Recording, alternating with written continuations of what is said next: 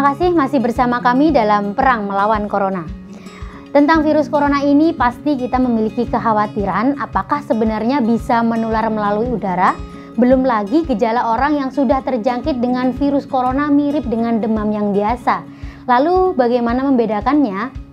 Untuk menjawab pertanyaan-pertanyaan ini, Fasta sudah menyiapkan narasumber dari RSUD Belambangan via telekonferensi, yaitu Dr. Emil. Beliau merupakan spesialis patologi klinik yang merawat langsung pasien corona. Halo Dr. Emil, bagaimana kabarnya? Alhamdulillah, Assalamualaikum semuanya. Semoga kita semua dalam kesehatan dan bahagia selalu. Amin. Kegiatan di RSUD saat pandemi virus corona ini seperti apa, dokter?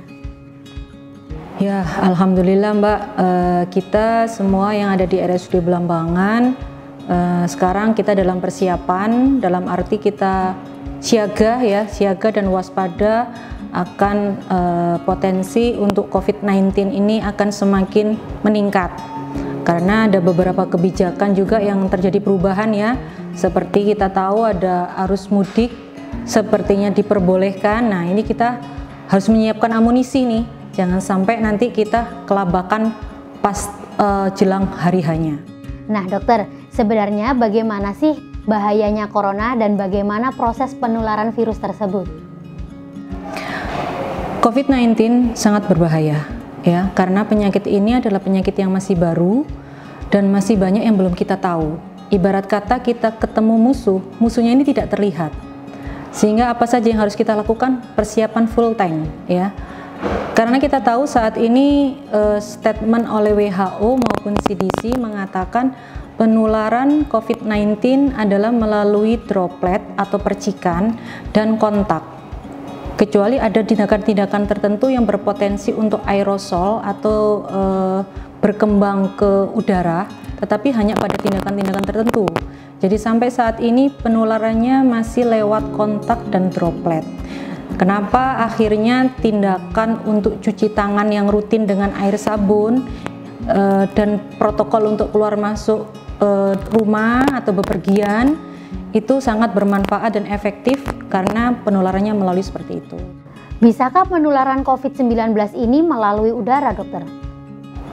Seperti tadi saya bilang bahwa ada tindakan-tindakan dalam dunia medis yang berpotensi untuk menular melalui udara, karena sebenarnya secara tindakan tertentu, contohnya nih ya, pemasangan intubasi, kalau misalnya orang ada mau pembiusan, orang yang sedang datang ke dokter gigi untuk menambal ataupun membersihkan karang gigi, ya, apapun tindakan yang terkait dengan mulut dan hidung itu punya potensi untuk menjadi aerosol istilah kita ya.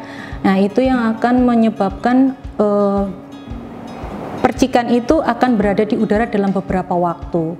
Nah, ini yang punya potensi untuk berbahaya. Tetapi dalam keseharian untuk menular secara lewat udara belum ada dan belum dinyatakan oleh WHO.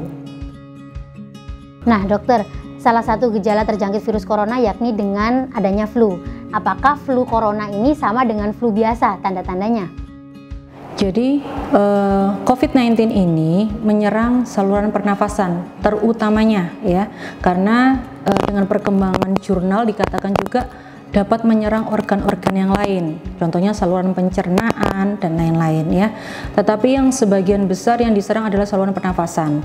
Nah, kita tahu gejala awalnya memang sangat mirip dengan flu biasa, tetapi pada COVID-19 ini ada masa inkubasi yang rata-rata disebutkan sekitar 14 hari. Jadi nantinya apabila memang seseorang jatuh pada kondisi COVID-19, maka nantinya akan ada gangguan saluran pernafasan yang sampai menyerang terjadi infeksi di paru-paru. Mengenai ketersediaan APD, apakah memang sudah mencukupi di RSUD Belambangan sebagai rumah sakit rujukan? Ya, Alhamdulillah ya, Alhamdulillah. Sampai detik ini untuk logistik dari APD kita sudah tercukupi ya, tetapi pada intinya kami tidak pernah menolak donasi. Jadi karena banyak juga ternyata yang ingin memberikan donasi kepada kami di RSUD Belambangan. Selain itu juga kita memang ada anggaran untuk melakukan pembelian dan juga dapat drop-dropan dari dinas provinsi. Jadi alhamdulillah sampai detik ini semua karyawan di RSUD Belambangan insya Allah sudah mendapatkan APD yang sesuai dengan pekerjaan masing-masing dan sesuai dengan zonasi tempat bekerjanya.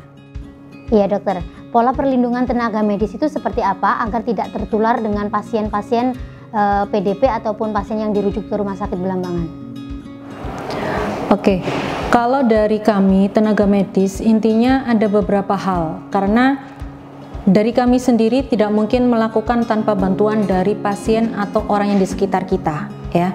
Jadi kami memulainya dari diri kami sendiri adalah dengan memproteksi pemakai APD yang sesuai, yang tepat dengan jenis pekerjaan kita, dengan apa yang akan dihadapi. Jadi apakah cukup pakai masker saja, apakah harus pakai level 1, level 2, level 3, itu ada tahapan baju APD yang akan kita gunakan dalam suatu tindakan atau dalam bekerja ya.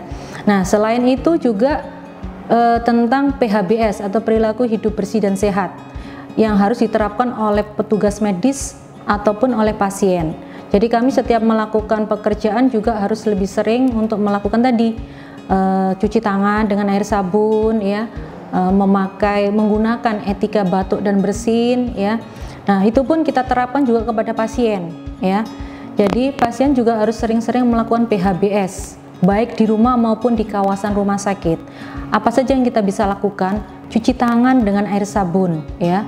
Terus menggunakan masker ya, karena kita tahu penularannya ini lewat droplet dan kontak. Jadi tidak bisa hanya kami yang memproteksi diri kami dengan menggunakan masker, tetapi pasien tidak menggunakan masker. Terus kalau tidak ada kegiatan lebih baik tinggal di rumah. Kenapa? Karena kita semakin banyak keluar, kita akan kontak erat dengan orang-orang atau dengan kerumunan, itu juga mempunyai potensi untuk terjadi penularan. Jadi saling bekerja sama ya dok antara pasien dan tenaga medis untuk melindungi agar tidak terpapar virus corona. Betul sekali. Jadi kita tidak bisa melakukan itu sendiri-sendiri. Kita harus melakukan secara bersama-sama karena ini akan terjadi kalau kita tidak bekerja sama untuk mengantisipasi penyebaran dan penularan COVID-19. Sebenarnya seperti apa sih perbedaan antara OTG, ODP maupun PDP dokter? Itu sebenarnya adalah singkatan ya. OTG itu orang tanpa gejala, ODP orang dalam pemantauan, PDP pasien dalam pengawasan ya.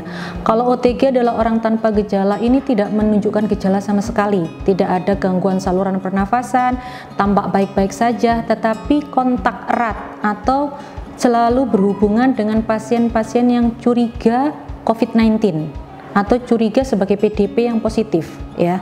Nah, kalau ODP orang dalam pemantauan. Jadi ini memiliki gejala batuk, pilek, panas, atau dia juga kontak dengan atau pergi kontak dengan pasien atau yang terduga positif, atau dia berasal dari tempat daerah yang terjangkit ya. Tetapi belum sampai jatuh pada kondisi infeksi saluran infeksi paru-paru. Dan ini boleh di luar rumah sakit ya. OTG, ODP ini tidak wajib atau tanda kutip tidak perlu opname atau masuk rumah sakit. Tetapi kalau sudah kasusnya PDP, pasien dalam pengawasan, maka ini gejalanya sudah ada batuk, panas, pilek sampai menunjukkan ke infeksi paru-paru. Nah, PDP sendiri sebenarnya ada 3 derajat ya, ada ringan, sedang, dan berat. Untuk yang ringan itu boleh isolasi mandiri di rumah, artinya tidak harus opname. Tetapi kalau sudah jatuh pada kondisi PDP yang sedang dan berat, itu harus dirawat di rumah sakit karena berpotensi menular juga untuk perawatan terhadap pasien tersebut. Berarti perlu tidak antara OTG maupun ODP itu mengisolasikan dirinya di rumah? Jadi gini, OTG itu contohnya siapa? OTG yang paling contoh nyata itu adalah petugas medis sebenarnya. Contohnya seperti saya yang melakukan pengambilan swab pada pasien PDP di RSUD Belambangan yang sudah pasti positif. Tetapi saya alhamdulillah hingga detik ini tidak ada gejala ya. Maka saya masuk kategori OTG ya. Artinya apa? Saya juga harus waspada ya. Saya harus waspada. Saya bila perlu harus melakukan pemeriksaan lab kalau saya ada kecurigaan atau ada gangguan ya. Nah, kalau ODP ya, ODP apabila dia tidak ODP atau OTG, idealnya memang harus istirahat atau mengisolasi mandiri ya. Kalau memang disarankan oleh dokter yang merawat, dalam hal ini biasanya dokter paru, disarankan setelah dihitung kemungkinan ada masa inkubasi dan ada paparan, maka idealnya harus mengisolasi di rumah ataupun kalau di Banyuwangi kita ada guest house ya, maka bisa melakukan isolasi mandiri. Mengenai isolasi mandiri selama 14 hari, apakah virus tersebut dijamin sudah tidak ada ketika selesai melakukan isolasi mandiri? Nah, kembali lagi saya sampaikan, virus ini masih baru. Virus ini masih banyak yang harus kita cari tahu. Ada beberapa jurnal yang menyatakan bahwa virus ini masih bisa potensi dalam arti hidup itu lebih dari 38 hari sampai 40 hari itu masih ada. Nah, tinggal kembali lagi karena ini virus, itu tergantung pada daya tahan tubuh manusia masing-masing ya. Saat ini WHO memang menyatakan sebagian besar inkubasinya adalah 14 hari ya. Jadi kami atau negara-negara secara keseluruhan menganggap 14 hari itu adalah fase yang paling krusial untuk dia punya potensi terjadinya penularan ya. Kecuali nanti ada peraturan baru lagi dari WHO, mungkin bisa jadi 14 hari itu akan berubah menjadi lebih pendek ataupun menjadi lebih panjang ya. Sehingga karena panduan yang kita dapatkan dari WHO maupun dari Kemenkes Indonesia itu adalah inkubasi 14 hari. Sehingga diharapkan apabila dilakukan isolasi mandiri dalam 14 hari, jatuhnya nanti akan ketahuan apakah pasien ini jatuh sakit sehingga perlu dirawat di rumah sakit, ataukah dia tidak ada gejala sehingga akhirnya dia aman untuk bisa hidup bebas lagi.